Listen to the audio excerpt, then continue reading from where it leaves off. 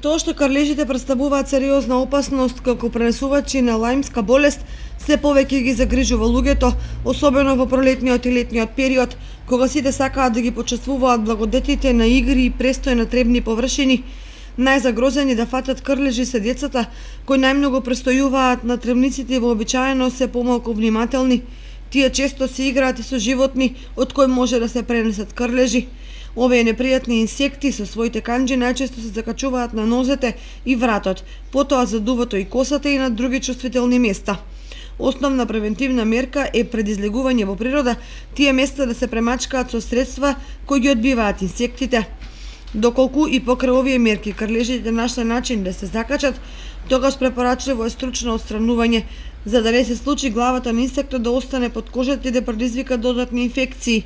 Лајмска болест, хеморагични треска и воспаление на мозокот се дел од болестите кои може да се пренесат преку крлежите, иако не секое каснување значи и пренесување на болести.